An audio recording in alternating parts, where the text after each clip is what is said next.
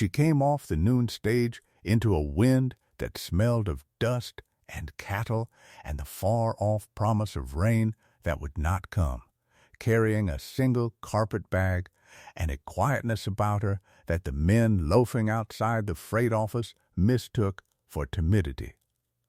It was not timidity. Hannah Ackley had buried 2 people she loved before her 25th year and crossed 1,000 miles of hard country to stand in the rutted main street of a town she had never heard of a season ago. And she had not made that journey to be frightened by a little weather or a few idle men. Tom Brennan had written away for a wife the same way another man might write away for a span of mules, because the work on a place was more than one set of hands could carry, and because a milk cow needs tending morning and night, whether a man's heart is in it or not. He wanted someone plain and willing to churn the butter and keep the house, and otherwise leave him to his grief. He expected to be disappointed, the way he had come to expect it of nearly everything since the diphtheria took his wife. What Tom Brennan did not know, standing at the edge of the boardwalk with his hat crushed in his 2 raw hands and his dairy farm sliding quietly toward the bank's ledger, was that the woman climbing down from that stage knew more about cream and butter and the patient turning of milk into money than any soul in that whole county, and that what she carried into his ruined little farmhouse would, before the cottonwoods leafed out again, change the entire accounting of his life. If this story speaks to you, hit that like button and drop your city in the comments. I want to see how far this story travels. It was April of 1883, in the low-rolling grass country along the Cimarron, in a settlement called Harmon's Reach that had been named after a man who had since gone bust and gone east and left only his name behind on a creek and a town that did not much resemble the promise the name had been meant to carry. The town was a single street of weathered false front buildings the color of old bone. A mercantile, a livery, a land office, a church that doubled as a school, and a saloon that did more business than all the rest combined. Beyond the buildings, the grass ran out flat and silver green to a horizon that did not so much end as simply give up, and over all of it lay a sky so enormous and so empty that a newcomer's first instinct was to feel small beneath it, and a second instinct, if the newcomer had any iron in her, was to square her shoulders and decide that she would not. Hannah had iron in her. She had been born to it, the daughter of a Wisconsin dairyman who had treated his cows like Christians and his daughter like a son, teaching her to read the color of cream and the temper of a churn and the slow arithmetic of a farm before she was tall enough to see over the dash of the milk wagon.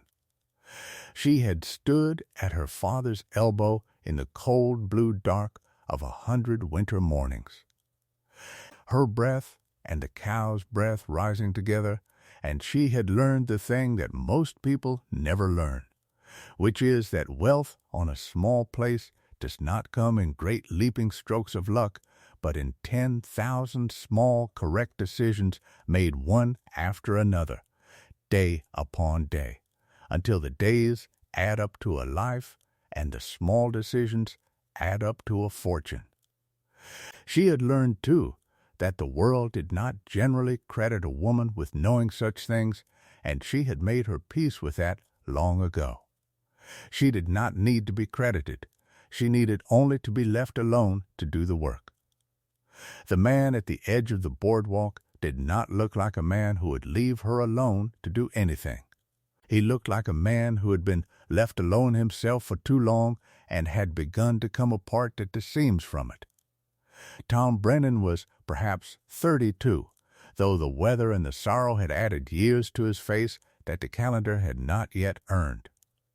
He was tall and gone a little gaunt, with a week's pale stubble on his jaw, and a shirt that had been mended more times than it had been washed.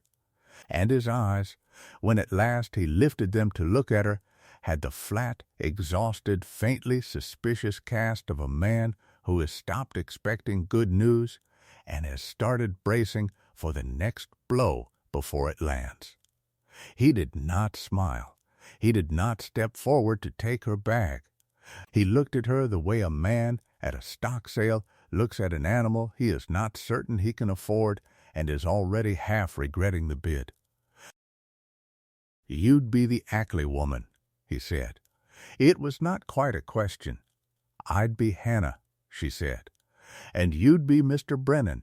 Tom," he said it grudgingly, as if even his own given name were a thing he could not entirely afford to give away. He looked at the carpet-bag in her hand, the single battered carpet-bag, and something moved across his face that might have been relief and might have been disappointment. A woman with one bag was a woman who would not ask for much, and a woman who would not ask for much was either very poor or very wise, and he had not yet decided which would be worse to live with. "That all you brought?" "It's all I needed to bring," Hannah said. "The rest of what I'm worth doesn't fit in a bag." He did not know what to make of that, and so he made nothing of it. He turned and walked toward a buckboard wagon hitched at the rail, an old wagon with a cracked seat and a near horse that was favoring its off hind foot, and after a moment, when it became plain that he did not intend to help her up, Hannah climbed up herself, settling her bag at her feet and folding her hands in her lap and looking out at the flat country with the calm of a woman who has long since stopped waiting for men to behave better than they intend to.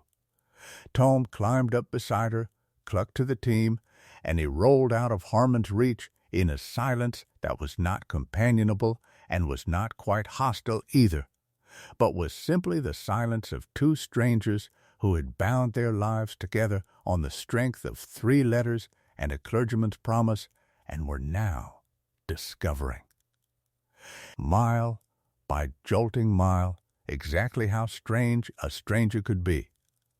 The town watched them go. Hannah felt the watching the way you feel sun on the back of your neck. The women paused in the mercantile doorway, the men gone quiet on the saloon porch, all of them measuring her with that particular frontier appraisal that is 2 parts curiosity and 1 part pity and 1 part the cold satisfaction of people who expect to be proven right about a thing they have already decided. She heard, as the wagon passed, a woman's voice carry on the wind, not meant to be heard and not much caring whether it was. "Won't last the summer," the voice said. "None of them do, out at the Brennan place. That land's cursed, and that man's halfway to the grave with grief, and a city girl with 1 bag won't change a thing." Hannah did not turn her head. She had heard the same prophecy spoken over her in 3 different towns by 3 different voices, and she had learned that the only answer that ever silenced it was time.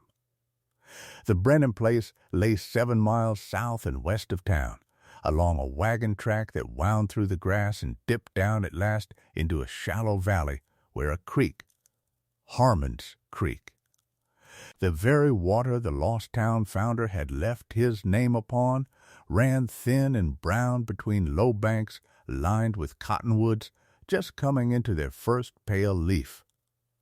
And there, in the cup of that valley, Hannah got her first look at the thing she had married.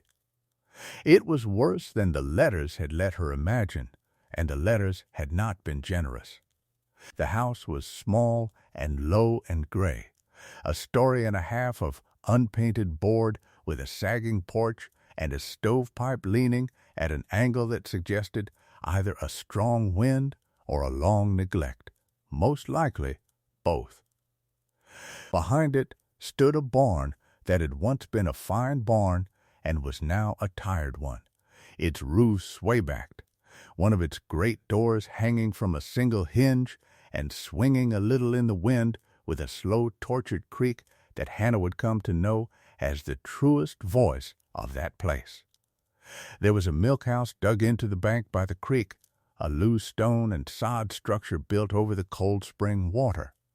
And Hannah's eye went to it first and lingered there longest, for that little stone house was the one thing on the whole forlorn spread that had been built well and built right, and she understood at a glance that whoever had built it had understood butter.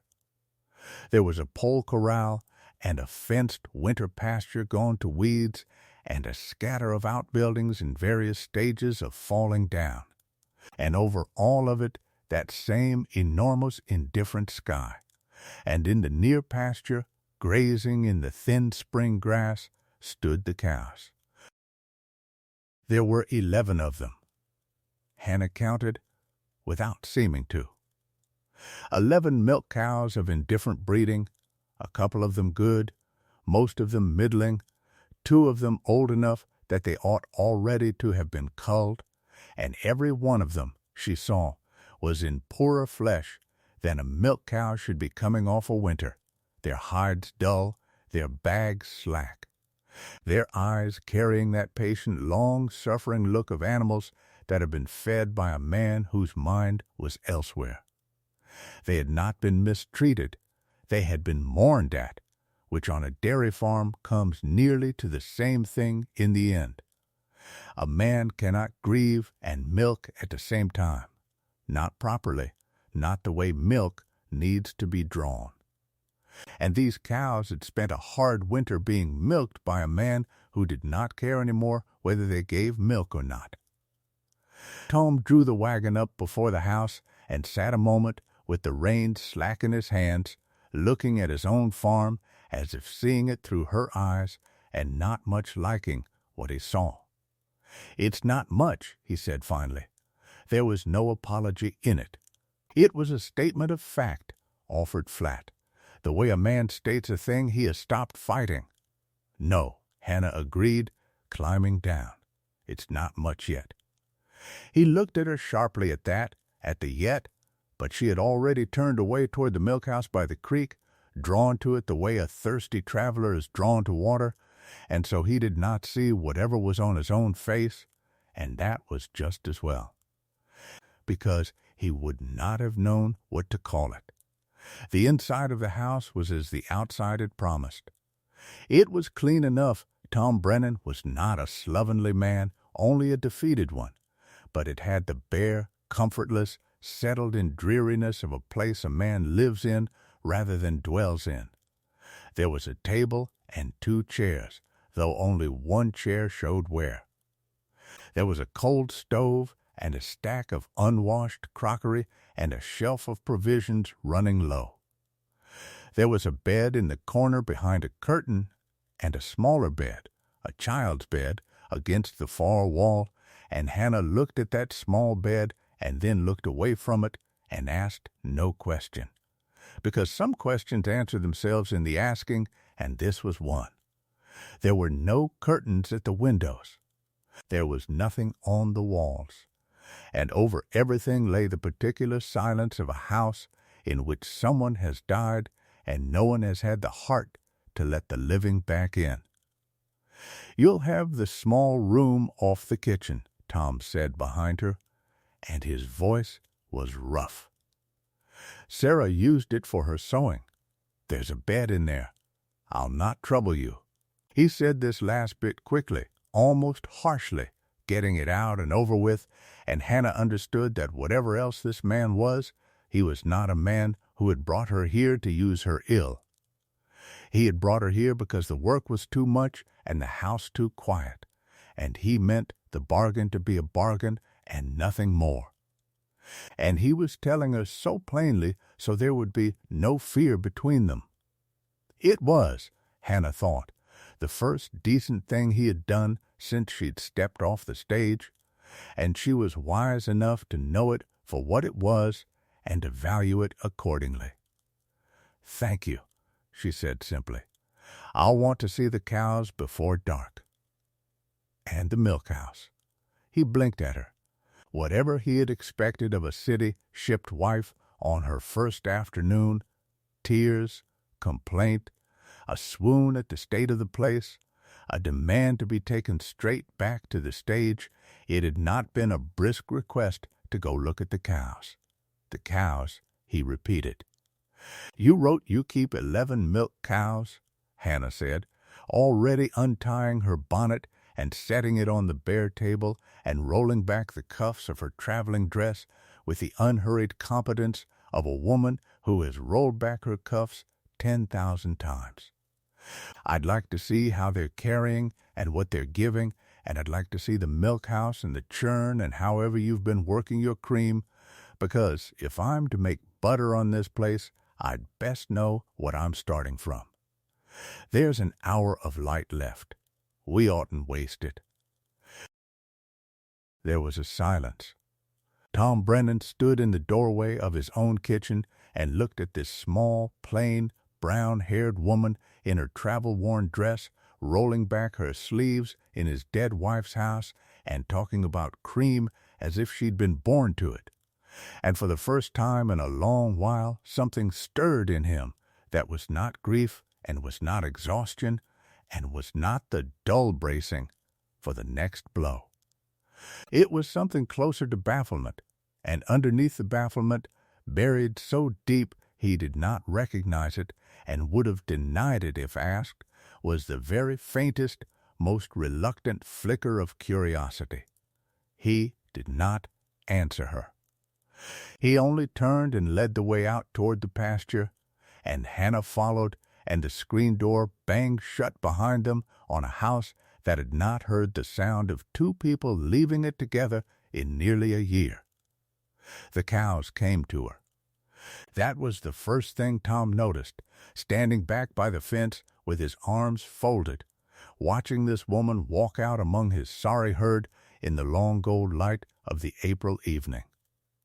The cows came to her, which they did not do for him any more, drifting up one by one to lip at her sleeve and snuff at her hands, and she moved among them with a quiet that the animals seemed to recognize and trust. Running her palm down a bony hip here, lifting a slack bag there, parting the hair along a backbone to look at the flesh beneath it, murmuring to them in a low, even voice that carried no words he could make out, but carried something the cows could, because they stood for her, and they had not stood quiet for anyone in a long time. She spent the better part of that hour among them. She found the two old cows that ought to be culled and said so. She found the young roan heifer with the wide-set hips and the fine soft bag and said, "That one there, that one's worth more than the other 10 put together if you'll feed her right. Do you see how she's made?" She found a cow with the early hard swelling of a caked quarter and showed Tom how to strip it and bathe it before it turned to garget and cost him the use of the quarter for good. And she found, without being told, the thing that was the matter with the whole herd, which was not disease and was not bad breeding, but was simply hunger and neglect and the slow accumulated cost of a year of being tended by a broken-hearted man, and she did not say that part out loud, because there are some things a person can see plainly and still have the grace not to speak. It was the milk house, though, that told her the truest story. She left the cows at last and went down to the low stone building dug into the creek bank and ducked through the door into the cool, dim, wet stone smell of the place and stood a moment letting her eyes adjust to the gloom. The spring ran through a stone trough along one wall, cold even in April, cold the year round.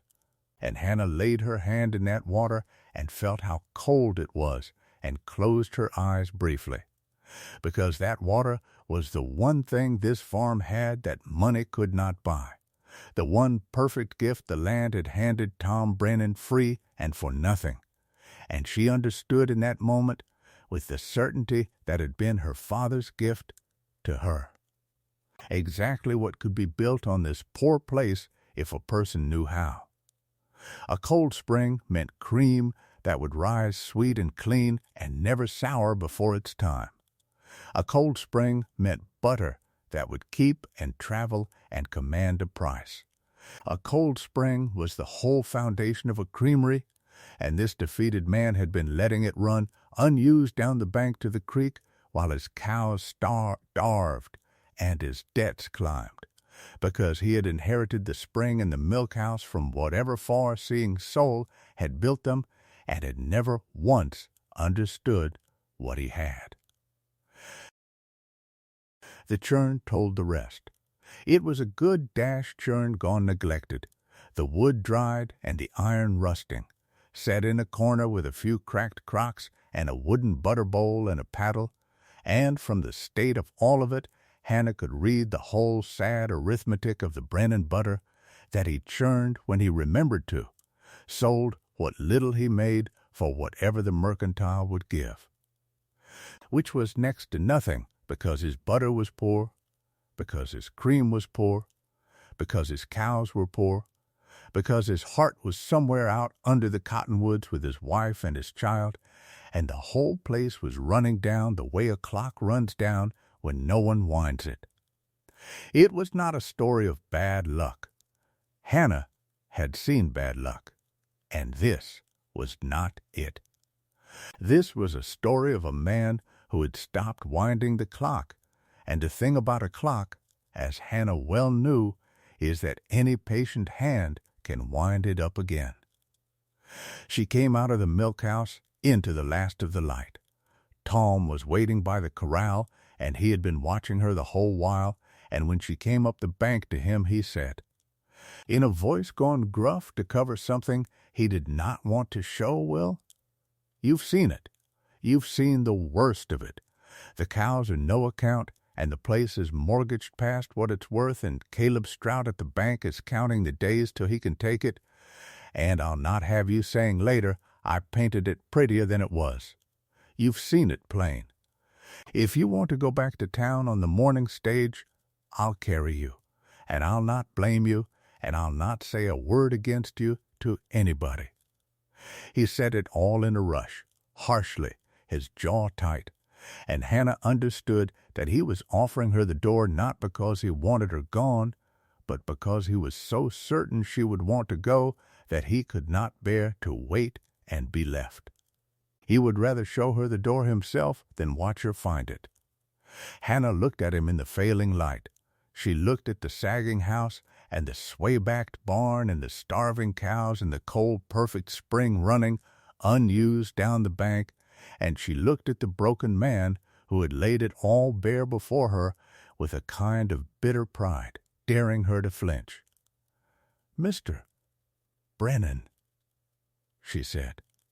"Tom, I put myself exactly where I intended to be, and I'm not in the habit of unputting myself the morning after I arrive. I didn't come west for an easy place. An easy place doesn't need a body the way a hard one does." She turned and looked back down the bank at the milk house, at the dark mouth of it where the cold water ran. "You've got a thing here you don't know you've got. I saw it the minute we came over the rise. You've got cold spring water that runs the year round, and that is worth more to a butter farm than the best herd in the territory, and you've been letting it run to waste while you grieve. I'm not going to tell you to stop grieving. A man's got a right to his dead. But I am going to churn that butter, and I am going to do it right. And inside of a year, I'm going to give Caleb Strout at the bank a reason to be sorry he ever counted the days. Now, where do you keep the strainer cloths, and when did you last scald your crocks? Because if the answer is what I think it is, we're starting over from the milk up, and we're starting in the morning." Tom Brennan stared at her.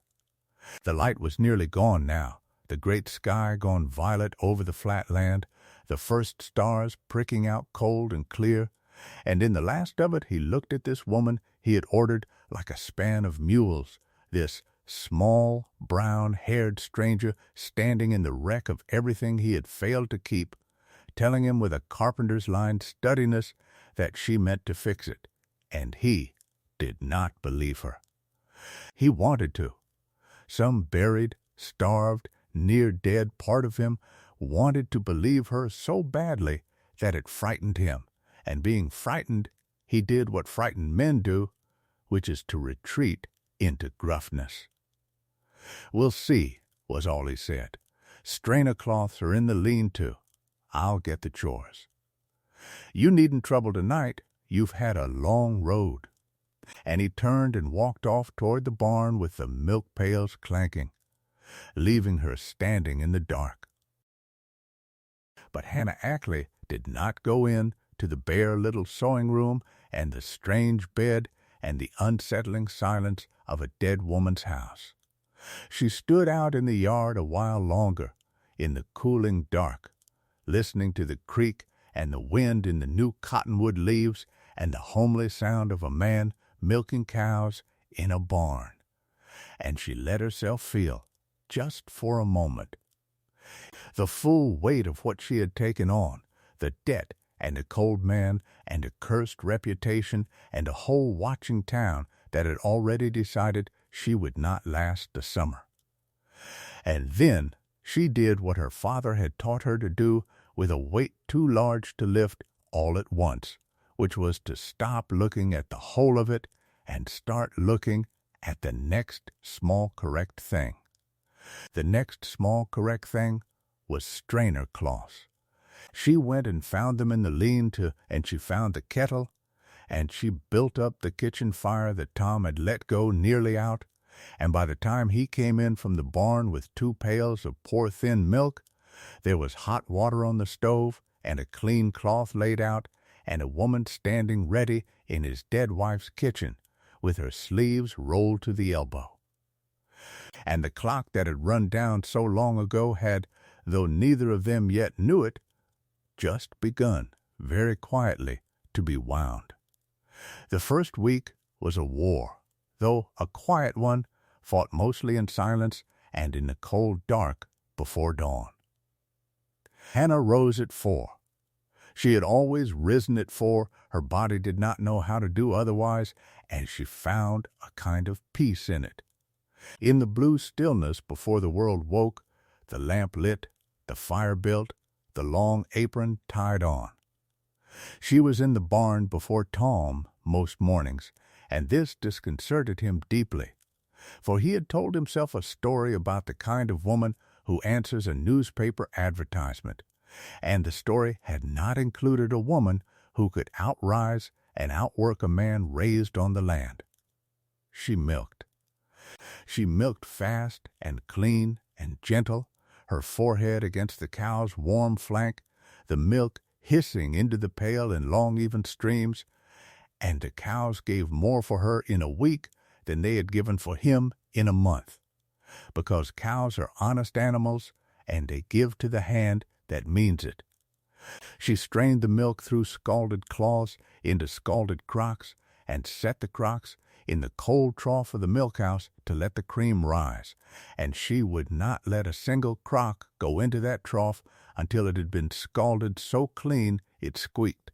And when Tom grumbled about the firewood it took to keep so much water hot, she fixed him with a level look and said, "Dirty crocks make sour cream, and sour cream makes bad butter, and bad butter is why the mercantile gives you 4 cents a pound when good butter fetches 20. You're not burning wood, Misty Brainin. You're saving 16 cents a pound, and there's a deal of pounds in 11 cows." He had no answer to that, and he stopped grumbling about the firewood. She threw out the first churning. He could not believe it. She churned a good crock of cream into a fine yellow butter, and then she worked it and looked at it and smelled it and tasted a little on the tip of her finger, and then she carried the whole of it out and fed it to the hogs, every ounce, because the cream had been the old cream that he'd had standing too long before she came, and it carried the faintest taint of the off flavor that ruins butter. And she would not, she said this very quietly, washing out the churn, she would not put her name on butter that was less than right, not even the first batch, not even when they needed the money, because the whole of what she meant to build here stood or fell on the one simple proposition that brain and butter would be the best butter a body could buy. And a thing like that is built one churning at a time and lost in a single bad one. Tom watched his butter go to the hogs and felt something twist in him that was half outrage at the waste and this was the part that kept him awake that night on his side of the curtain, half a strange, painful, unfamiliar respect. Because in all his years on the land, he had never once met a person who would throw away good money on the altar of doing a thing right, and he did not know whether the woman was a fool or whether she was the only person he had ever met who actually understood what he himself had always dimly felt and never had the words for, which was that the doing it right was the whole point, the only point. The thing his father had known and he had forgotten somewhere out under the cottonwoods.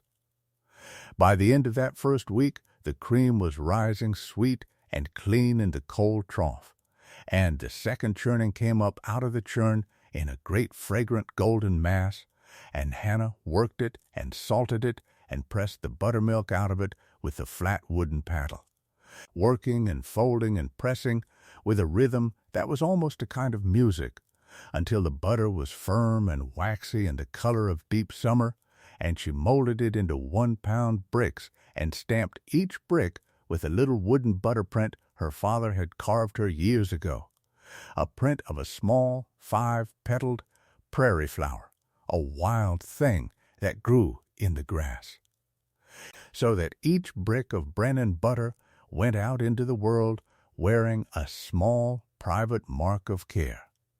She set the first finished bricks in the cold of the milk house, and she stood looking at them a moment in the dim wet stone light, 11 gold bricks, each stamped with its little flower, and Tom, who had come down to the milk house meaning to tell her supper, could wait while he finished a fence, stopped in the doorway and looked at the butter, and then looked at her, and for a moment neither of them said anything at all. "That's not the same butter," Tom said at last. His voice was strange. "It's the same cows," Hannah said. "It's the same cream and the same churn and the same hands more or less. It's only done right is all. There's no trick to it, Tom. There's only doing it right and doing it right and doing it right again 10,000 times till the doing it right is just the way the thing gets done." She wiped her hands on her apron. "Take a brick to the mercantile tomorrow. Don't tell Mr. Whoever runs it, Hollis," Tom said. "Hollis runs it. Don't tell Mr. Hollis it's Brennan butter. Just set it down and let him look at it and let him taste it and let him tell you what he'll give, and then you come home and tell me what he said." She looked at him, and there was something in her face that was not quite a smile, but was the nearest thing to one he had seen on her, a kind of quiet, banked certainty. And then we'll talk about what comes next, because 11 cows and 1 churn is where we start. It is not where we finish. Tom took the brick to town the next morning. He told Hannah afterward that he had nearly not done it, that he had sat in the wagon outside the mercantile for the better part of 10 minutes with the butter wrapped in clean muslin on the seat beside him, certain he was about to make a fool of himself, certain Hollis would unwrap it and sniff it and give him the same 4 cents a pound and the same pitying look the town had been giving Tom. Brennan for 2 years. Because that was the thing about a man who has been beaten down long enough, he stops being able to imagine any outcome but the beating. Tom had lost Sarah and lost the child and lost the better part of his herd to a hard winter and lost his standing in the town and lost somewhere in all of it the simple animal capacity to expect a good thing to happen. He sat in the wagon and looked at the butter and was afraid of it, afraid of hoping, because hope is a thing with teeth and it had bitten him before. But he carried it in. He set it down on the worn wooden counter of Hollis's mercantile, in among the barrels of crackers and the bolts of calico and the smell of coffee and leather and lamp oil, and he unwrapped the muslin and he said, in a voice he tried to keep level, "Butter, wondering what you'd give." Hollis was a heavy-set, careful man with spectacles pushed up on his forehead, a man who had bought and sold butter for 20 years and had a palate for it, and he came over, wiping his hands, and looked down at the brick the way a man looks at a thing he expects to be ordinary. And then he stopped. He looked at the brick a moment longer. He saw the color of it first, that deep, even gold that does not come from a careless hand, and he saw the little flower stamped clean and precise in the top of it, and something in the set of his shoulders changed. He pulled his spectacles down. He pressed the brick gently with 2 fingers to feel the firmness of it, and he leaned down and smelled it. And then he took up a little knife from beside the cheese and shaved off a curl of it and put it on his tongue and closed his eyes. The mercantile was quiet. Somewhere a barrel settled. Tom stood with his hat in his hands and waited to be told it was worth 4 cents. Where Hollis said slowly, his eyes still closed, "Did you get this butter? Does it matter?" Tom said, "What'll you give for it?" Hollis opened his eyes and looked at Tom Brennan over the tops of his spectacles, and there was a new and careful attention in the look, the attention a businessman gives a thing he suddenly suspects might be valuable. "This," he said, "is Creamery butter. This is the kind of butter they ship out of the dairy counties back east in ice cars and sell in the fine groceries in Kansas City. I have not seen butter like this come across this counter I have not seen butter like this come across this counter. I'll give you 18 cents a pound for every brick you can bring me looks and tastes like this one, and I'll take all of it, and I'll ask no questions about whose churn it came out of." He set the knife down. 18 cents, Brennan, and I'm telling you straight, I can sell it for 25 and never blink, so don't you go letting anybody tell you it's worth less. Tom Brennan stood in the mercantile and could not for a moment speak. 18 cents a pound. He had been getting 4. He had 110 pounds of butter sitting in the cold of the milk house at home and another churning coming up sweet, and the arithmetic of it ran through him like cold water. And underneath the arithmetic ran something else, something that had nothing to do with money, a feeling he had not had in so long he scarcely recognized it. It was the feeling of being, for the first time in 2 years, not pitied. Hollis was not looking at him with pity. Hollis was looking at him the way men look at a man who has something they want. And Tom understood, standing there, that the small brown-haired stranger he had ordered like a span of mules and had been ready to put on the morning stage had, in the space of 1 week and 1 brick of butter, begun to give him back something he had thought was gone for good, which was a place to stand in the eyes of other men. He drove home faster than he had driven in a long time. He came into the yard, and Hannah was at the clothesline with a basket of washing, and he climbed down off the wagon and walked over to her and stood there a moment, and then he said, 18 cents. She did not whoop or clap her hands. She set down a wet shirt and looked at him, and that banked, quiet certainty came up in her face again, steadier than triumph. And he didn't know it was Brennan butter, she said. He didn't know. Good, she said. That's the important part, Tom. He bid the butter, not the name. A man'll lie to himself about a name. He won't lie to his own tongue. She picked the wet shirt back up and pinned it to the line, and the wind took it and snapped it out flat and white against the great empty April sky. 18 today, she said, pinning the next one.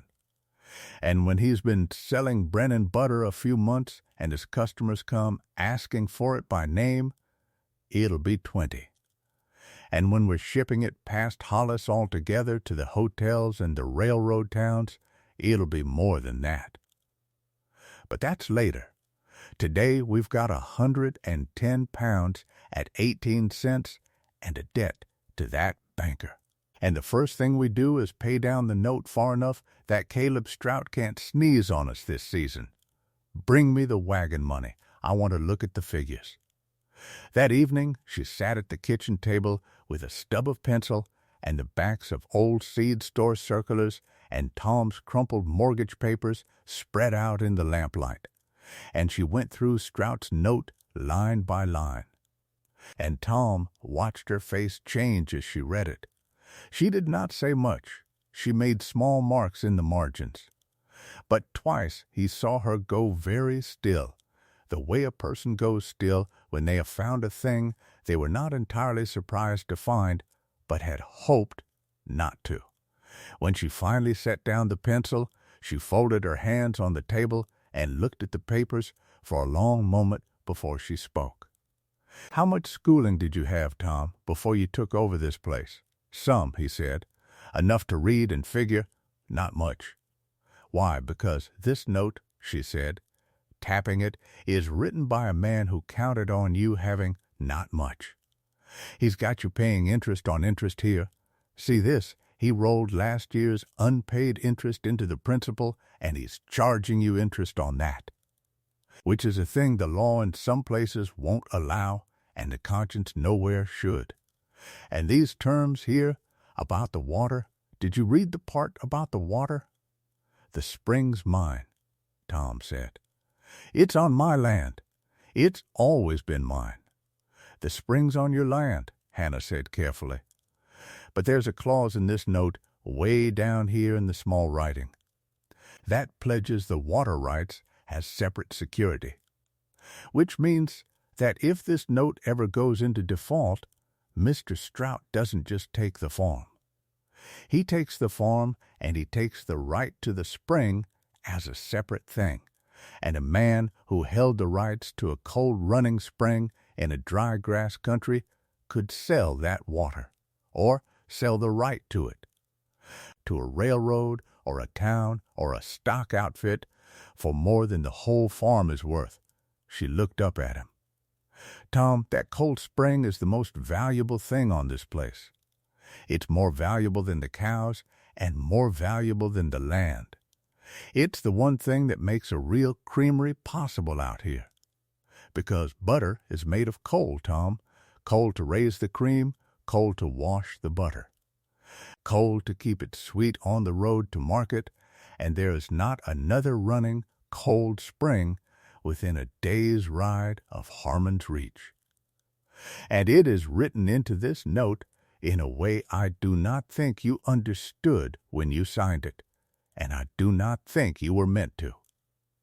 Tom sat in the lamplight and felt the slow cold anger of a man who has just been shown the trap he walked into with his eyes open and his head down.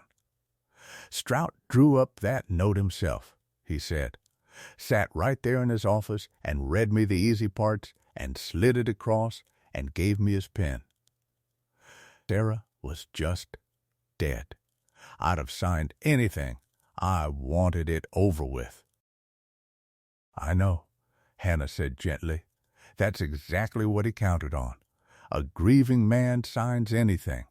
But here is the thing, Tom, and I want you to hear it, because it's going to matter a great deal before this is finished." She gathered the papers together and squared their edges, slow and deliberate. "Caleb Strout looked at this farm 2 years ago and saw a busted-out widower with a dead wife and a debt and 11 poor cows, and he wrote himself a note that would let him pick up the place and the water for a song the day you finally went under. He's been waiting for you to go under. That's why he hasn't pressed you hard yet. A man doesn't shake a tree he's waiting to fall on its own. But The day this place starts to look like it might be worth something, the day word gets around that there's Creamery butter coming out of the Brennan farm and money coming in the door, that's the day Caleb Strout stops waiting and starts moving. So, we are going to do two things at once. We are going to build something here worth more than he ever imagined this place could be worth.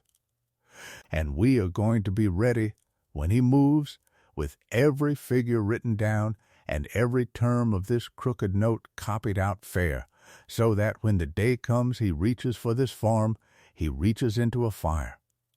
She set the papers in the tin bread box where she kept her own accounts, and she closed the lid. Now she said, in an entirely different voice, a plain household voice, "There's cold cornbread, and there's the rest of the ham, and tomorrow we cull 2 cows, and that's a longer conversation. Eat your supper, Tom. You look half-starved, and I won't have a partner of mine fainting in the milk house." She had not meant the word partner to land the way it did. She had said it the way her father had said it, the easy way of dairy people who think of the whole concern. The cows and the spring house and the people and the work as one running thing. But Tom heard it, and it stopped him with the cornbread halfway to his mouth, because no one had called him anything in 2 years but poor Brennan and that Brennan place. And the word partner had a weight to it, a place at the table weight. And he set the cornbread down and looked at his plate for a moment so she would not see his face. Hannah, who saw everything, saw it anyway and said nothing, and got up to refill the coffee, and that was a kindness, and they both knew it. The culling of the 2 old cows was the longer conversation, and it taught Tom more about his new wife, for the town had married them in its talk already, though they slept on either side of a curtain and had not so much as shaken hands. It taught him more about Hannah Ackley than a month of suppers could have. He had 11 cows, and he loved them in the dumb, loyal way a struggling man loves the few assets he has left.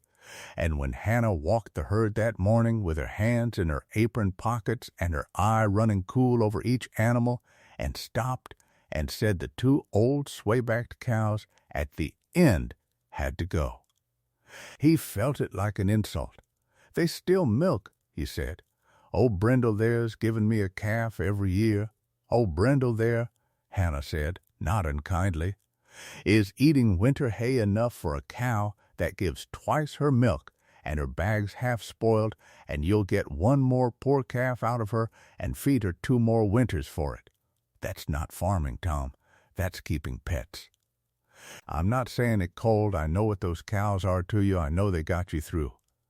But a small farm lives or dies on the question of whether every animal on it is earning its hay, and Brindle and the brown one are not earning theirs, and the kindest, soundest thing we can do is sell them for what beef's in them and put the money toward a cow that'll earn."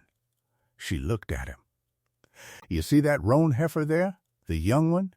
"Sarah's heifer," Tom said. "Sarah raised her off a pail. She's not even freshened yet." It was the first time he had said his dead wife's name out loud to Hannah. It came out of him before he could stop it, plain and unguarded, Sarah's heifer, and then it was out in the air between them, and he could not call it back. And he stood very still, braced, the way he braced for everything. But Hannah did not flinch from the name, and did not make her face go soft and pitying the way the town did.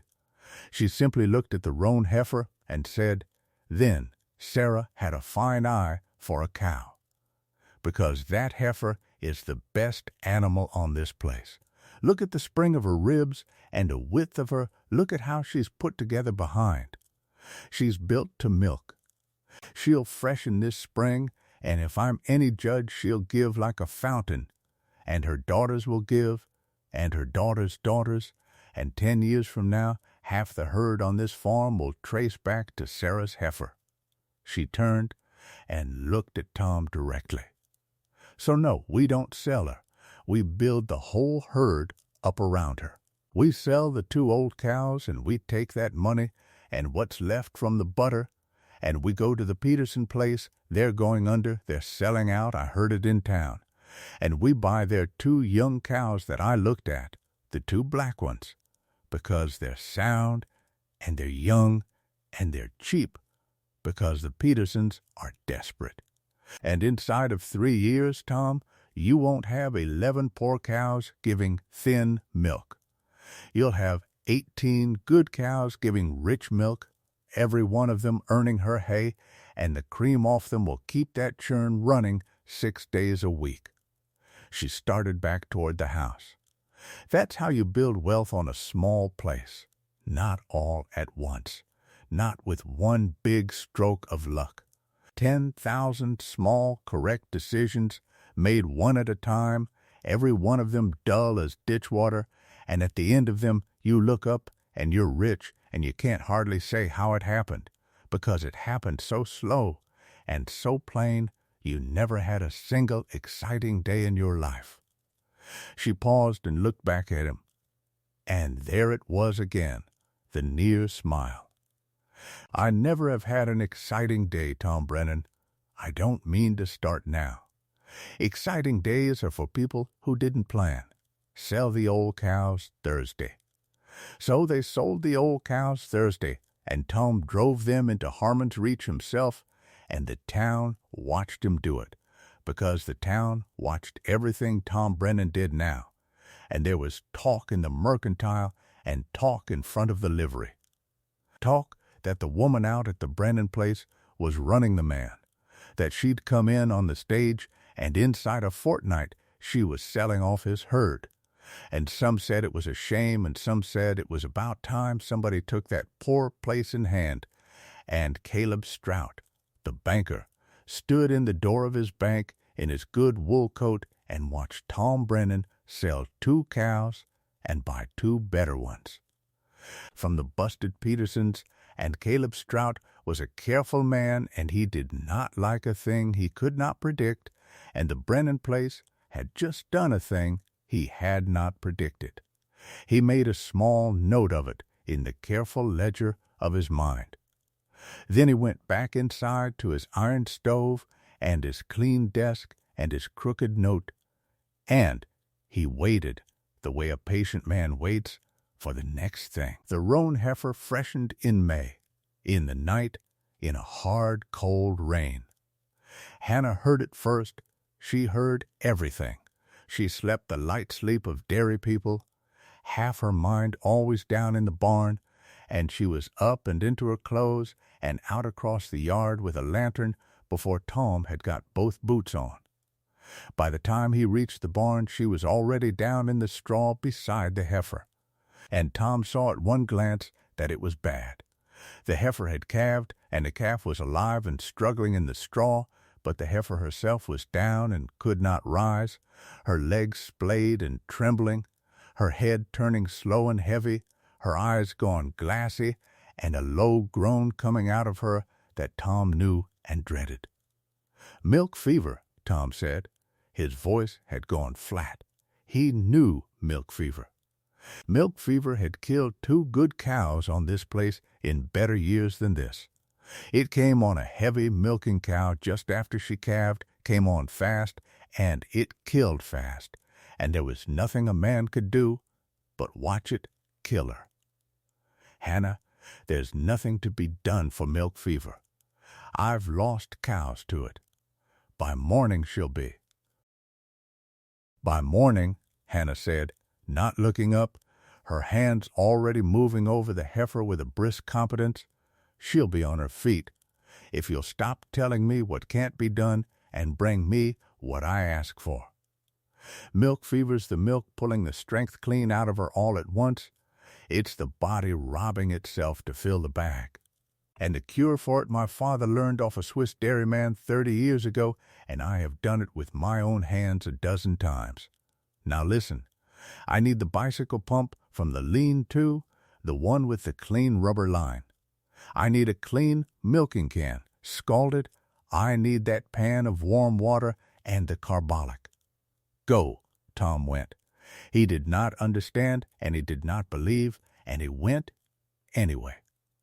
Because there was a thing in her voice that did not leave room for not going, and he came back with a pump and a can and the warm water, and there in the rainy dark by lantern light he watched his dead wife's heifer be saved by a method he had never seen and would not have credited. Hannah cleaned the heifer's teat ends with carbolic, every one, careful as a surgeon. And then she fitted the clean rubber line of the bicycle pump to a teat. Tom started forward, certain she'd ruin the cow, and she pumped, slow and steady, filling the cow's udder back up with air, easing it in, working each quarter in turn, and as she worked, she talked, low and steady, to the cow and to Tom both, explaining as she went the way her father had explained to her.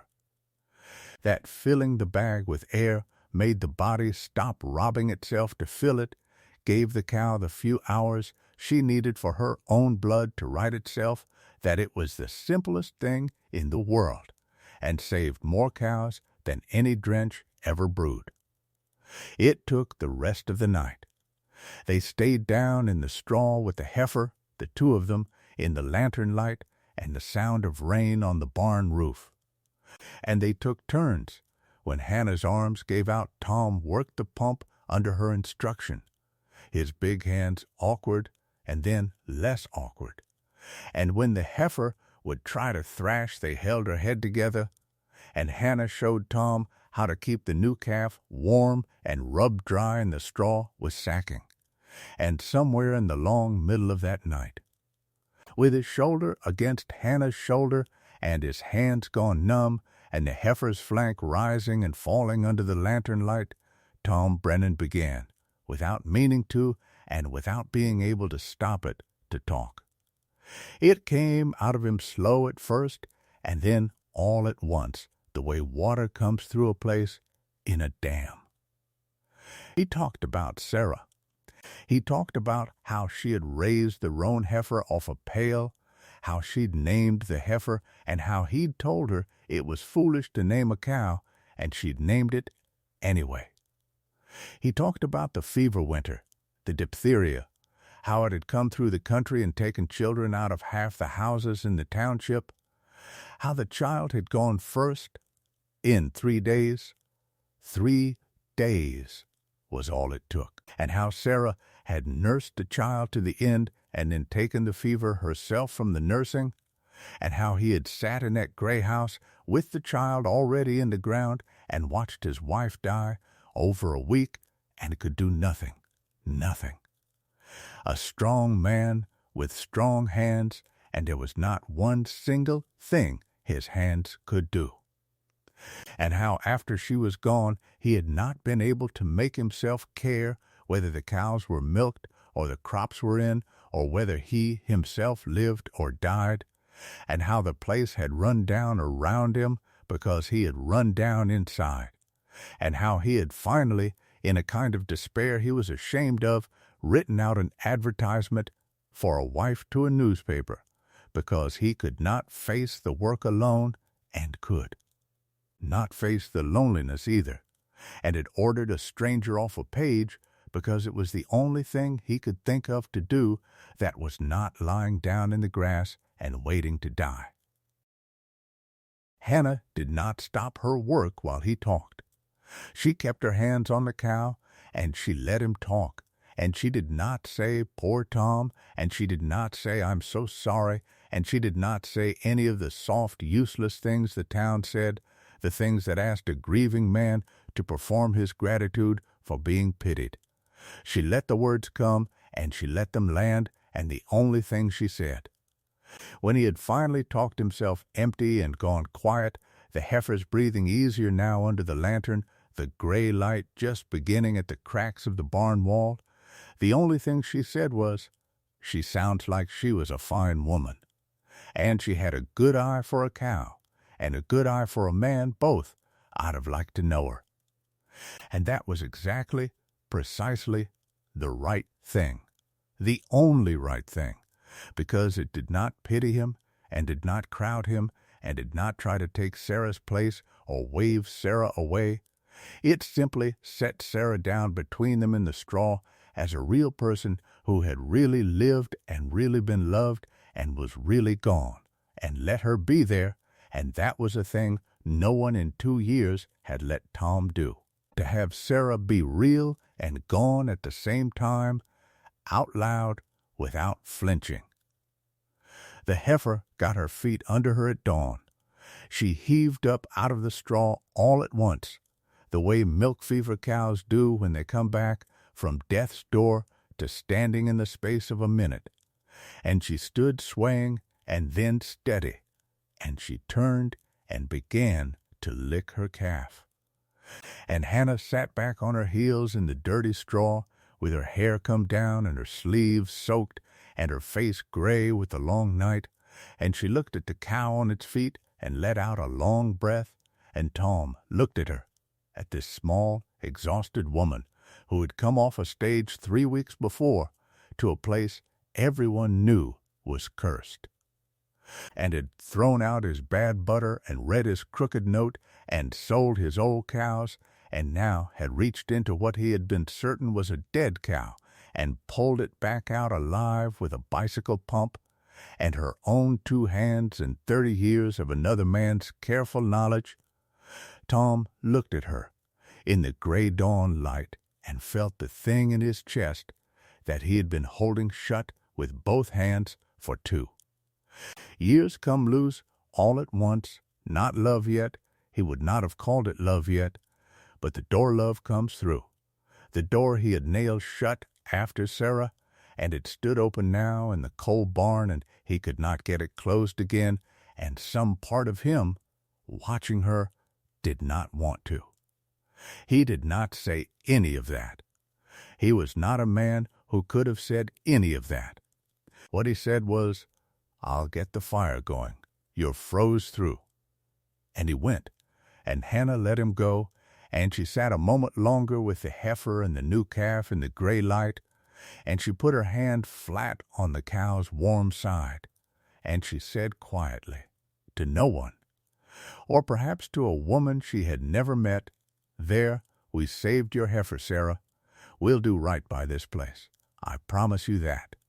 And then she got up out of the straw and went into her work, because the cows had to be milked, and the cream had to be set, and the butter would not churn itself, and the next small correct thing was breakfast, and after breakfast was the milking, and that was how the days were built and how the life was built, one plain correct thing after another, in a barn at the edge of a town that had already decided she would not last the summer, and was, slowly, day by day, beginning to be wrong. It was a week after the night in the barn that Tom said the honest thing, and he said it badly, the way honest things get said by men who have no practice at it.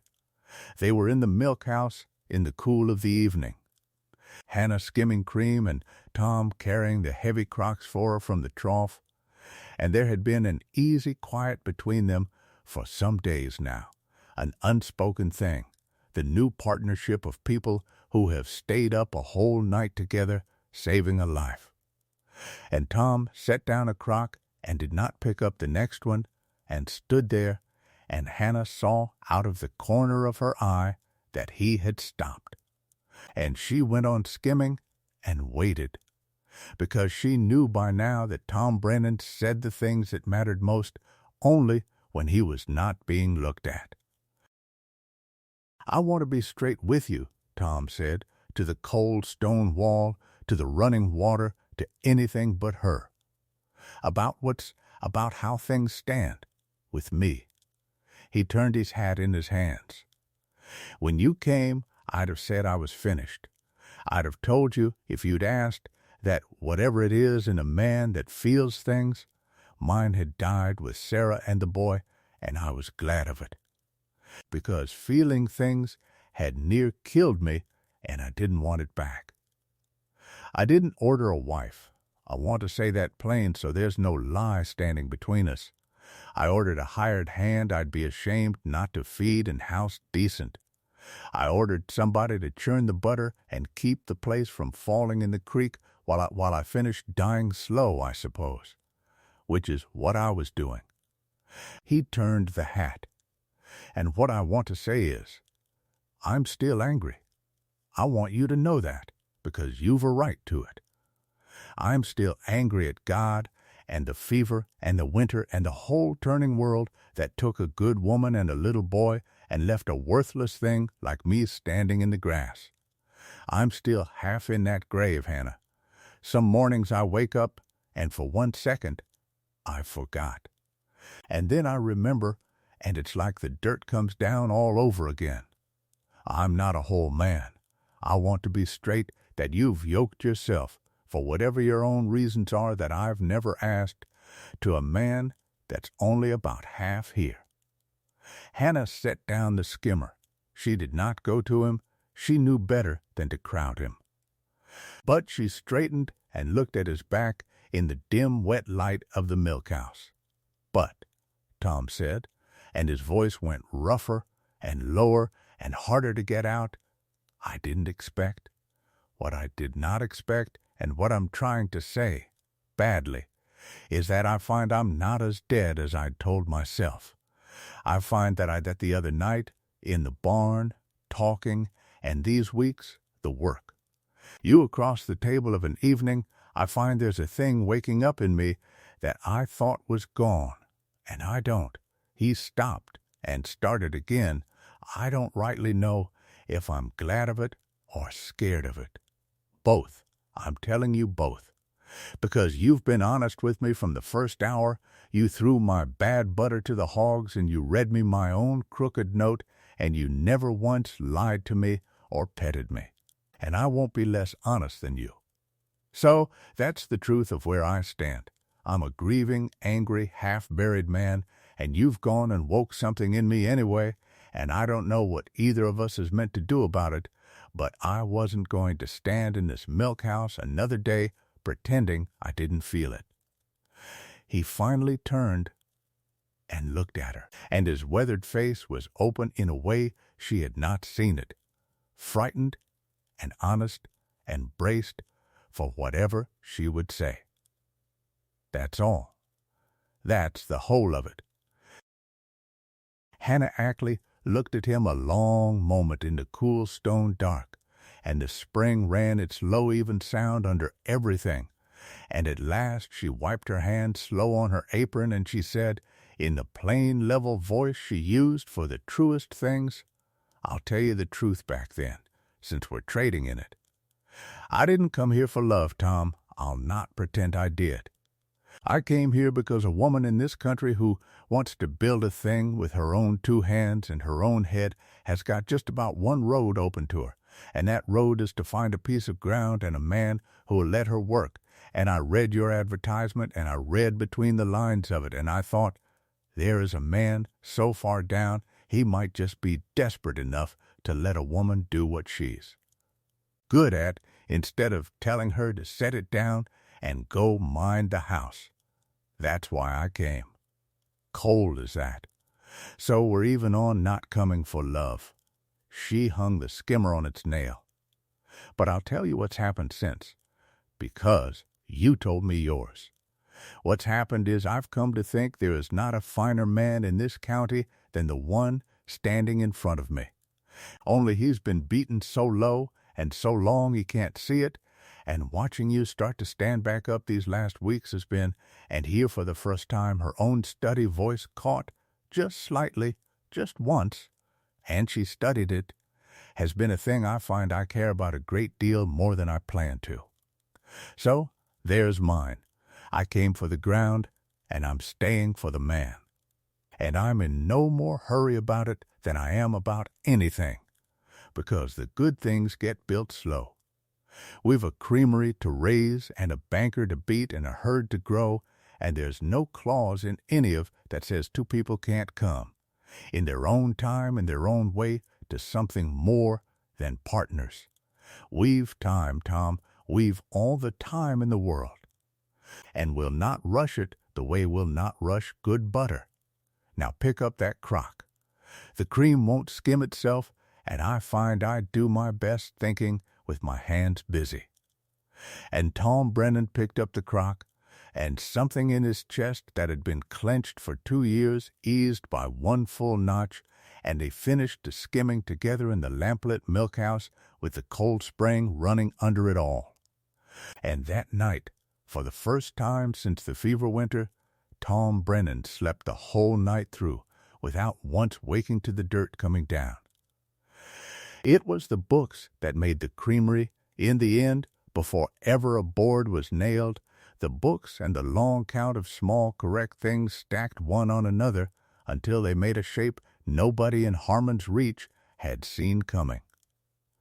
Through the early summer, Hannah kept 2 sets of figures by lamplight at the kitchen table, and Tom came to learn the difference between them.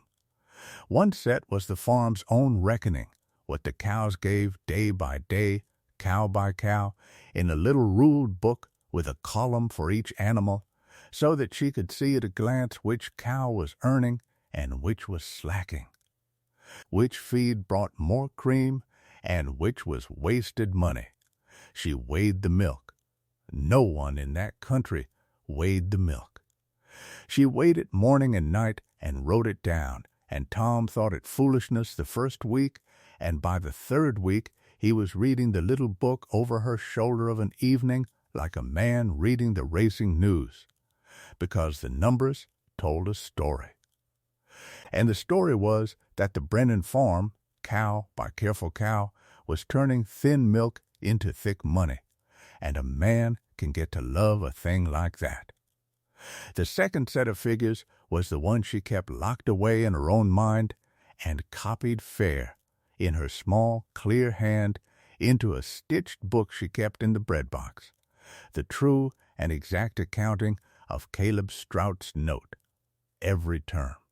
Every rolled-over scrap of interest charged on interest, every line of the small writing that pledged the cold spring, all of it copied out plain and dated and witnessed by nothing but her own patience, building, page by page, into the kind of document that does not look like much until the day it looks like everything.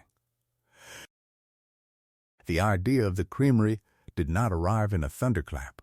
It came the way all of Hannah's large things came, by a small road out of a problem.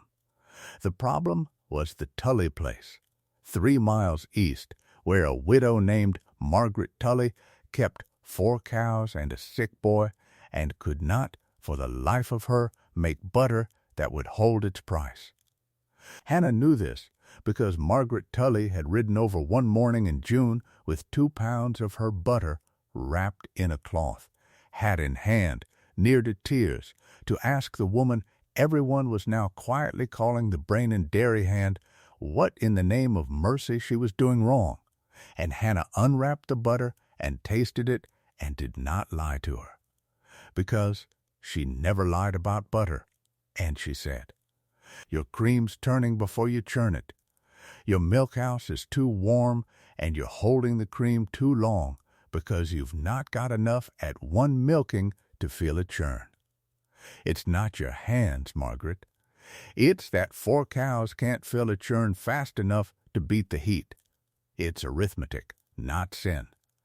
And Margaret Tully had wept a little, from relief mostly, and ridden home with her bad butter. And Hannah had stood in the yard a long while looking east after her, and the thing began to turn over in her mind, the way a problem turns when you will not let it go. That night at the table she laid it out for Tom Plain. "There's a dozen little places within a half-day's ride of us," she said, "each with 3 or 4 or 5 cows, and not one of them can make butter worth carrying to town. And you know why? For the same reason Margaret Tully can't. They've not got cream enough at one go to churn before it sours, and they've not got a cold house to hold it in, and they've not got the knowing of it. So they make poor butter, and they sell it for grease prices, and they stay poor. and every one of them is sitting on good sweet cream that's going to waste for want of the three things we have got. She tapped a table. We've the cold spring, we've the knowing, and we're about to have, if I read these figures right, a name. Tom looked at her across the lamp. Go on, then. You've not slept on this. I can see you've not. Suppose, Hannah said, we don't just make our own butter. Suppose we buy their cream. We send a wagon around every other day to the little places, and we buy their sweet cream off them by the weight and the test, fair. More than they'd ever get for their bad butter. Cash money in their hand. And we bring it all back here to the cold spring, and we pool it, and we churn it all together in proper quantity in a proper cold house, graded, scalded. Done right, and we stamp every brick of it with the same mark, or flour, and we sell it as one butter, one name, one quality, all the year round. They get cash for cream they're wasting now. We get all the cream in the country running through our one cold spring. And the buyers get a butter they can trust to be the same fine thing every single time they open a crock, which is a thing no buyer in this territory has ever once been able to count on. She sat back. That's a creamery, Tom, not a farm. A creamery.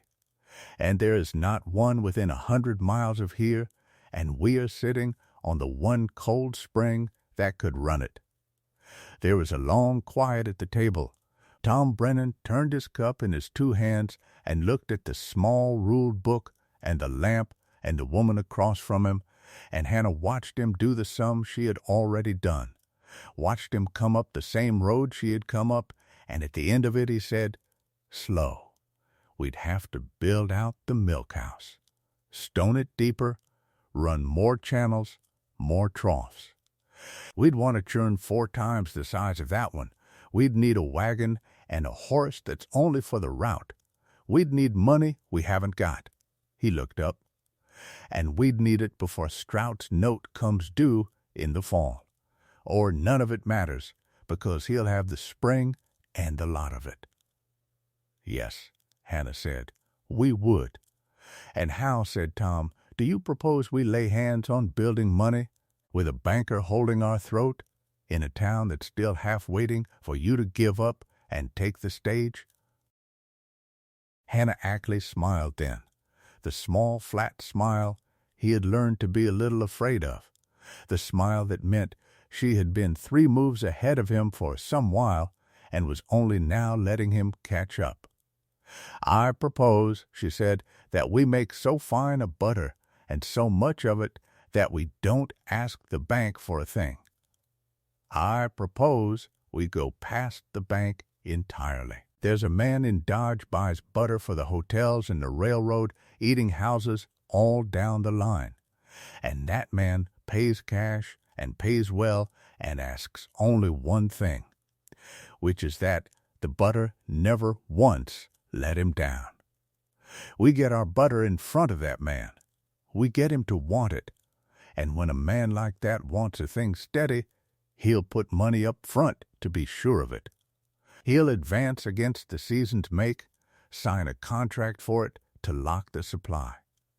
That advance builds the creamery. The creamery makes the butter. The butter pays the advance and clears the note and leaves us free of Caleb Strout forever and a day. We don't borrow from the man who wants to ruin us. We borrow, you might say, from the appetite of every hungry traveler between here and Kansas City. An appetite, Tom, charges no interest. It took until July to get a butter in front of the Dodge buyer, and the getting of it was a small campaign in itself. Hollis at the Mercantile, who had been quietly buying every brick of Brainin butter Hannah would sell him and reselling it at a tidy markup to the few families in town who could afford a good thing, knew the buyer's name, Amos Dean, and knew the days he came through on the railroad, and for a cut of nothing but the goodwill of being the man who who'd made the introduction. Hollis got word to Dean that there was a butter in Harmon's Reach worth his stepping off the train for. And Hannah, who left nothing to chance, did not send Dean the ordinary make. She set aside, for a week before he came, the cream of the sweetest milkings. And she churned it herself at the coldest hour, and she worked it and salted it with a hand that had been learning butter since she was 6 years old at her father's knee in Wisconsin, and she stamped it with the flour, and she packed it in a new white oak firkin Tom had coopered tight. And when Amos Dean stepped off the noon train at the Reach, with his watch in his hand, and the air of a busy man giving you 10 minutes you had better not waste, Hannah Ackley opened that firkin under his nose and said not one word of selling. She just opened it and let him smell it and watched his face. Amos Dean was a heavy, sharp-eyed man who had tasted more butter than any soul in the state of Kansas, most of it bad, and he had built a fair fortune on knowing the difference. He took the little wooden taster Hannah handed him, and he cut a curl from the top of the firkin, and he put it on his tongue, and Hannah watched him forget to look at his watch. He cut a second curl. He did not usually cut a second curl. "Where," said Amos Dean, "is this from?" "A cold spring 3 miles east of where you're standing," Hannah said. "Run through a stone house that holds at 50 degrees in the worst of August, made by a hand that's made butter 30 years. And there's more where it came from, a great deal more, if a man wanted to be sure of it." Dean looked at her then, really looked, the way men did when they recalculated, and Hannah was used to the look and waited it out. "You made this," he said. "It was not quite a question. I made this. I buy from a dozen so-called creameries between here and Kansas City," Dean said, "and not one of them, not one, gives me the same butter twice running. One firkin's sweet, and the next is rancid, and the third so full of buttermilk it weeps in the box. I lose more on spoilt butter than I make on good. If you're telling me—" He stopped and tasted the curl again, and there was hunger in it now, real commercial hunger. "If you're telling me you can give me this exact thing, by the firkin, by the 100 firkins, week in and week out. Summer and winter, never once letting me down, that," said Hannah Ackley, "is exactly what I'm telling you. And I'll put it in writing, with a forfeit clause against me if I fail, which is more than any creamery you deal with would dare to sign. But I'll want something written back." And there, on a packing crate on the platform of a bus town that had bet against her, with Tom Brennan standing a little behind her not quite believing what he was hearing, Hannah Ackley and Amos Dean made the bargain that built the Brennan Creamery, a contract for the season's make at a price that made Tom's breath catch, and against it. To secure the supply and pay for the cold house and the great churn and the root wagon, an advance of cash money paid down on the signing, an advance that, when Hannah laid it on the kitchen table that night in a banded stack, came to better than half again what Caleb Strout's whole crooked note demanded in the fall. Tom looked at the money on the table a long time. Then he looked at Hannah. "You knew," he said, "back in April, stepping off that stage into a town that called you done for. You already knew you could do this." "I knew I could make butter," Hannah said. "The rest was just whether I'd find a man who'd let me. I didn't know that part till I'd been here a week and watched you throw your own pride in the creek and let a woman run your dairy. She squared the stack of money. That's the part I couldn't have ordered out of any catalog, Tom. That was just luck, and your good heart under all that grief. The butter I was always going to make. They built through the back of that summer. Tom hauled stone and Hannah laid out the channels, and they sank the cold house deeper into the hill above the spring and ran the water through stone troughs in 3 long bays, so that crocks of cream stood in flowing cold the way they'd stand in no icebox money could buy. A cooper in town, glad of the work, made the great churn, and a wheelwright fitted the route wagon. And word went out to the little places, the Tullys and the Schmidts, and old man Boren with his 6 cows, and the Petty sisters, and a dozen more, that the Brennan place would buy sweet cream, fair weight, fair test, cash on delivery, more than they'd see in a year of selling grease butter. And they came. Lord, but they came. Margaret Tully was the first, and she wept again when Hannah counted the cash into her hand for cream she'd have thrown to the hogs, and she was not the last to weep over it. The route wagon went out every other dawn and came back heavy, and the cold house filled, and the great churn turned, and the flour stamp came down on brick after golden brick, hundreds of them, all the same fine thing. And the firkins went down to the railroad and on to Amos Dean's cars and out along the line to the hotels and the eating houses, and back came the money. And the money was real, and the town that had bet against her began, store by store and porch by porch, to pay its debt of respect. It was the prosperity that woke the snake. Caleb Strout had held the Brennan note for 2 years, as a man holds a card he is sure of, content to let it ripen, certain that the place would fail and fall to him cheap.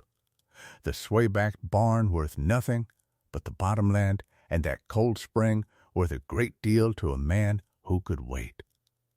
He had not reckoned on the woman. And when the summer turned and word reached him in his bank, brought by the same townsfolk who carried every other piece of news, that the Brannan place was not failing, but flourishing, that there was a creamery rising on it and a Dodge contract behind it, and a cash money moving through it, Caleb Strout did the arithmetic of a greedy man and did not like the answer. The note that he had meant to let ripen into a cheap foreclosure was about to be paid off in full, and a property he had counted as good as his was about to walk free of him forever. And worse, far worse, to a man of his stamp, it was about to become the most valuable piece of ground in the county, and he would have no claim on it at all. So Caleb Strout reached for the small writing. He came out himself on a fine September afternoon in a buggy with a town lawyer beside him and a paper in his hand, and he found Hannah and Tom in the creamery yard with the root wagon just unloaded. He did not get down. He sat up in his buggy in his good coat, and he smiled the smile of a man holding aces, and he said the thing he had driven 3 miles to say. "Brennan," said Caleb Strout, "I've come about the note." He let it sit. "There's a term in it I don't believe you've read close. The water." He tapped the paper. "When you signed, you pledged to security the spring and its run all rights pertaining. Now I've had my lawyer look it over, and the long and short of it is that Cold Spring isn't yours to be running a creamery off of. The water rights pledged to this bank, and a pledged right can't be put to new commercial use without the note holder's leave. That's me, and I don't give it." His smile widened. "So you'll shut that creamery down today, or you'll be in violation of your note, and a note in violation, why, that falls due entire this minute, and if you can't pay it this minute, the place is mine. Either way, Brennan, I get the spring. You've built me a fine creamery, and I thank you for it." There was a silence in the yard. Tom Brennan's hands had gone slowly into fists, and Hannah saw it and put 2 fingers light on his forearm without looking at him, a small steadying touch, and Tom held still. Then Hannah Ackley wiped her hands on her apron and walked across the yard to the buggy. Unhurried, the way she did everything, and she looked up at Caleb Strout and his lawyer, and she said, "Mr. Strout, I'm glad you came out. I've been meaning to send for you, and you've saved me the trouble." And she turned and walked into the house and came back out with the stitched book from the bread box and a banded stack of money under her arm. And she stood at the wheel of his buggy and opened the book to a page she had marked. "First the note," she said. "The whole of it, principal and every scrap of your interest charged on interest, comes to this." She named a figure. "I've it here, in cash, this minute, the same minute you say it falls due. So you'll take your money, and you'll mark the note paid in full, and you'll sign the release. And my partner here will witness it, and that's the end of you holding any term over us, water or otherwise, because a paid note pledges nothing." She set the banded money on the buggy seat. That's the first thing. Caleb Strout looked at the money, and his smile began to come apart at the edges.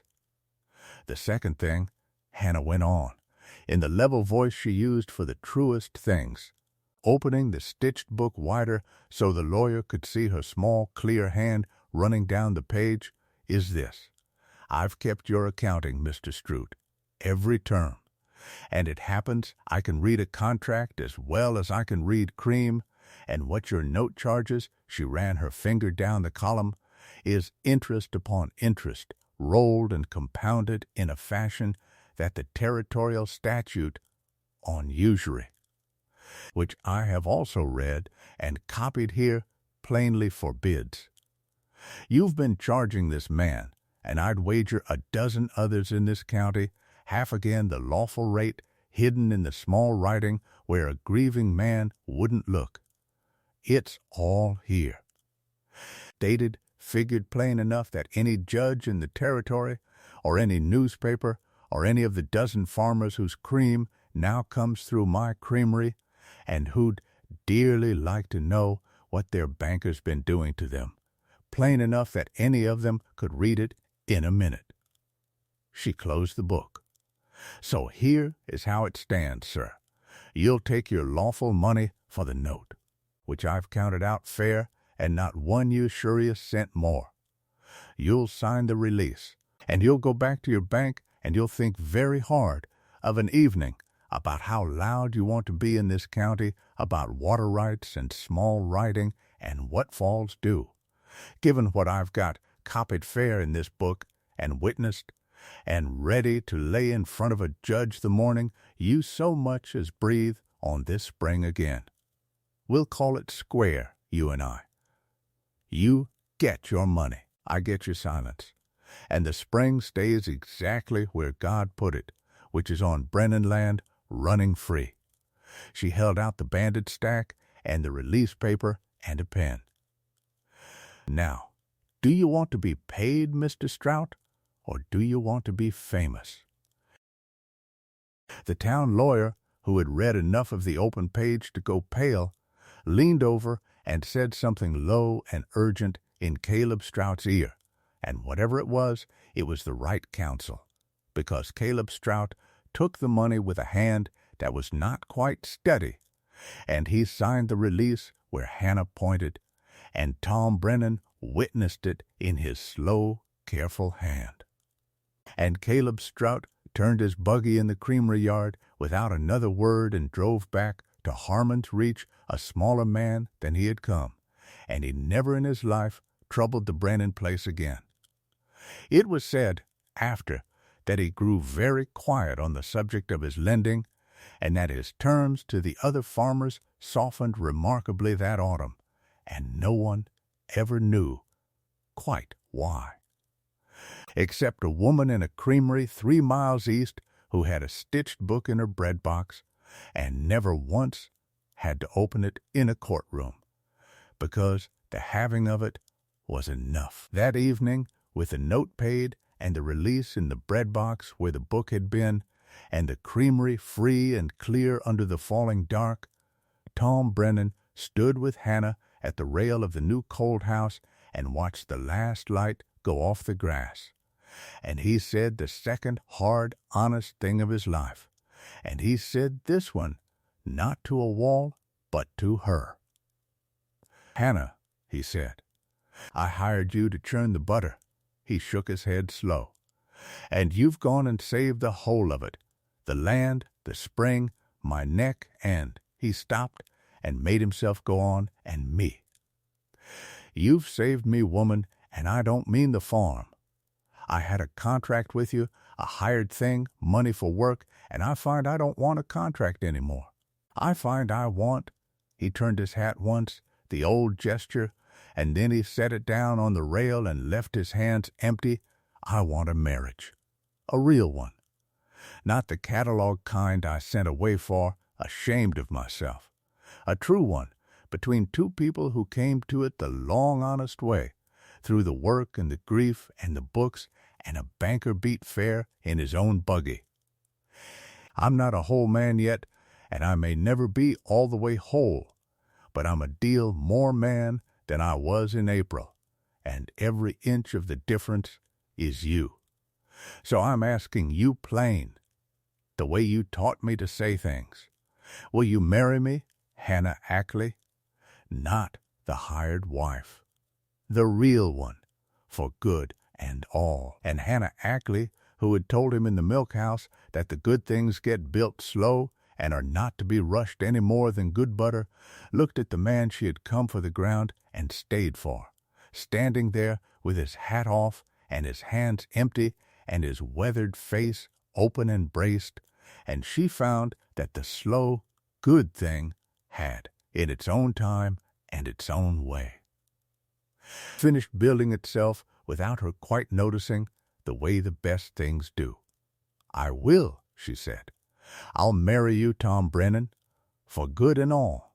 And then, because she was who she was, she added, "Though I'll tell you now, I keep my own books and my own name on the butter, and the flour stamp's mine, and that's not a term I'll bend on." "I'd not marry you if you would," Tom said, and he kissed her the first time, there at the cold house rail, with the spring running under it and the prairie gone blue with dusk. And it was not a young couple's kiss, but something better. A kiss between two people who had earned each other the long way, and the cold spring ran on under them the same as it had run 1,000 years. And it would run on under everything that came after. What came after was the building of a legend, though they did not call it that at the time. They called it Tuesday. They called it the route wagon and the churn and the books, and the slow stacking of 10,000 small correct things one on top of another until the shape of a life stood up out of them that no one in Harmon's reach had seen coming, least of all the man who'd ordered a bride to churn his butter and tend his grief. They were married in October, quietly, by the circuit preacher, with Hollis standing up for Tom and Margaret Tully standing up for Hannah and weeping the whole way through it. And the Brennan Creamery grew the way Hannah grew all her things, by small, correct road, year on year. The cold house was stoned out twice more until it ran the cream of 40 little farms through its troughs. The flour stamp the prairie wildflower Hannah had first cut into a butter mold that hungry April, more out of stubbornness than sense, became a brand known the length of the railroad, the one butter a hotel man or a railroad eating house or a fine grocer in Kansas City could open with his eyes shut and trust to be every single time the same golden honest thing. They lined up for it. The whole frontier, it was said, and it was near enough true, lined up for the flour stamp butter out of the cold spring at Harmon's reach. Amos Dean's contract was the first of a dozen. The bus town that had bet against Hannah Ackley her first afternoon became, in no small part, on the back of her creamery, a town that did not bust after all, because a creamery needs coopers and wheelwrights and teamsters and a store that stocks well, and money that moves makes a town the way money that sits kills one. And the love between them was never in all the years a thing of speeches. Tom Brennan was not made for speeches, and Hannah had no patience for them. The love showed the way Hannah had always known the true things show. In concrete work, in correct small acts, stacked, it showed in the barn Tom rebuilt square and tight so her cows stood dry. It showed in the house he painted white at last, 2 summers in, and the curtains Hannah hung in the windows the town had once watched her arrive past, certain she'd be gone by fall. It showed in the 2nd wagon and the 3rd. On the road every market day with the flower stamp on the side. It showed in the way Tom learned finally to weigh the milk himself and keep the little ruled book, so that when Hannah was abed with their first child, he could run the dairy a week and not lose a pound of cream. And it showed, most of all and most quietly, in the small bed in the back room, Sarah's child's bed. The one Hannah had asked nothing about that first hard day, which Tom carried out one spring morning, sanded smooth and mended, and set up fresh with new ticking against the coming of a child of their own, and Hannah understood what it cost him and what it meant, that he could let the old grief make a place for new joy, instead of standing guard over an empty bed forever. And she said nothing. Because some things are too large for saying, and she only put her hand on the worn rail of it beside his, and they stood a moment together in the morning light, and then they went out to the milking. Because the cows would not wait, and the life was built of not waiting on the things that could be done now.